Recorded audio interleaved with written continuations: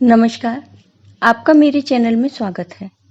आज मैं आपको एक नाग और उसके पूर्व जन्म की बहन की कहानी सुनाने जा रही हूँ। अगर आपको ये कहानी पसंद आए तो कमेंट बॉक्स में ओम नमः शिवाय जरूर लिखिए। साथ ही अगर आपने अभी तक मेरे चैनल को सब्सक्राइब नहीं किया तो सब्सक्राइब कर लीजिए और बेल आइकॉन पर क्लिक जरूर कीजिए, जिससे हमारे वीडियो के नोटिफिकेशन आपको मिलते रहें। एक गांव में एक कुम्हार रहता था। वह बहुत गरीब था। वह भगवान शिव का भक्त था। वह मिट्टी के बर्तन बनाकर उन बर्तनों को बेचकर अपने परिवार का पेट पालता था। उसके परिवार में उसकी पत्नी और एक बेटी थी। बेटी का नाम राधा था। राधा भी अपने पिता की तरह भगवान शिव की भक्त थी और वह हर सोमवार का व्रत रखती थी और मंदिर में जाकर राधा पूजा किया करती थी। एक बार राधा के पिता की तबीयत खराब हो गई तो राधा अपने पिता की जगह बर्तन बनाने को मिट्टी लेने गई। राधा जब मिट्टी वाले स्थान पर पहुंची तो वह वहां देखती है कि वहां एक नाग आ गया था। राधा नाग को देखकर बहुत डर जाती है। वह सोचती है कि कहीं यह नाग उसे काट ना ले। राधा के देखते ही देखते वह नाग एक लड़के का रूप ले लेता है और वह राधा से कहता है कि डरो मत मुझसे, मैं तुम्हारा भाई हूं, मैं तुम्हें कोई नुकसान नहीं पहुंचाऊंगा।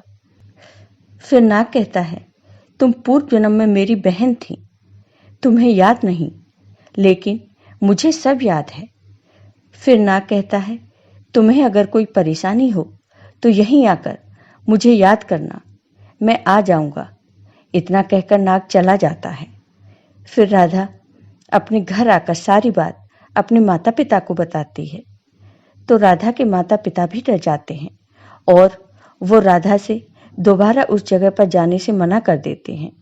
लेकिन राधा कहती है, नहीं, मेरे कोई भाई नहीं है, जैसे तैसे तो एक भाई मिला है, मैं कल उससे मिलने जाऊंगी। इसके बाद राधा अगले दिन एक कटोरे में दूध लेकर नाग से मिलने जाती है। राधा उसी स्थान पर पहुंचकर नाग को याद करती है तो नाग आ जाता है। फिर राधा नाग को कटोरे से दूध पिलाती है। दूध पीने के बाद वह नाग राधा को एक थैला देता है और कहता है कि इसमें इतना धन है कि तुम्हारी सारी गरीबी दूर हो जाएगी। राधा वह थैला लेकर घर आ जाती है। राधा वह थैला जब अपने माता पिता को दिखाती है तो वे दोनों थैले में सोना देखकर दंग रह जाते हैं। उनके पास अब बहुत धन था, उनकी गरीबी दूर हो गई थी। राधा के माता पिता भी उस नाग से मिलने जाते हैं। राधा के याद करते ही वह नाग वहां आ जाता है। तब नाग राधा के माता पिता से कहता है कि राधा मेरी बहन है, इसकी रक्षा की चिंता आप मत करना, मैं सब ठीक कर दूंगा। इसके बाद वे सभी एक दूसरे से मिलते रहते हैं।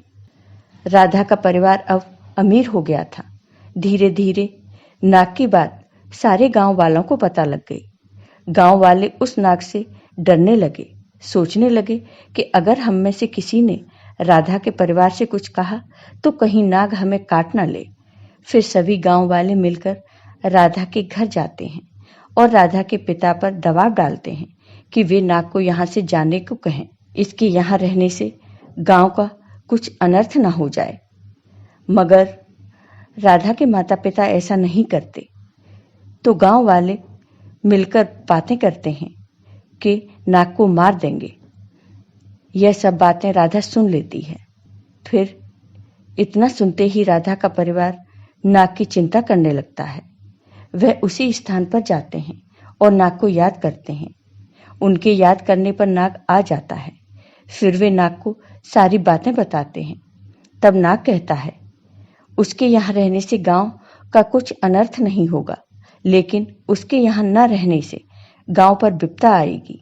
फिर नाग कहता है, अगर तुमको कोई परेशानी हो तो यहीं आकर याद करना, मैं आ जाऊंगा और सब ठीक कर दूंगा। इसके बाद नाग वहां से चला जाता है। समय बीतता है, सावन का महीना आ जाता है। चारों ओर बारिश होती है, लेकिन राधा के गांव में बारिश नहीं होती। गांव की फसलें सूख जाती हैं, घास भी सूख जाती है, पशु भूख से बेहाल होने लगते हैं। तब राधा के घर वालों ने गांव वालों से कहा, तुमने उस नाग को यहाँ से जाने को कहा, इस कारण हमारे गांव पर यह विपदा आई है। तब गांव वाले कहते हैं कि तुम उसे यहाँ बुला लो। इसके बाद राधा का परिवार नाग को बुलाने को हाँ कह देता है और सभी गांव वाले नाग के लिए दूध देते हैं। फिर राधा और उसके माता पिता उसी स्थान पर जाते हैं और नाग को याद करते हैं। उनकी याद करने पर नाग आ जाता है। फिर राधा और उसके घर वाले कहते हैं कि सभी गांव वाले अपनी गलती पर पछता रहे हैं। वे सभी माफी मांगते हैं। वे सभी दुखी हैं। उनके दुखों को दूर कर दो। सभी गांव वाले चाहते हैं कि तुम यहीं रहो। तब नाग कहता है, मैं गांव वालों की परेशानी खत्म कर दूंगा। अब से यहाँ भी बारिश होगी, लेकिन अब मैं यहाँ नहीं रहूंगा। मैं राधा से मिलने हर नाग पंचमी और रक्षाबंधन पर आया करूंगा। इसके बाद नाग वहां से चला जाता है। गांव में बारिश होने लगती है। गांव के लोग पहले की तरह फिर से खुशहाल हो जाते हैं।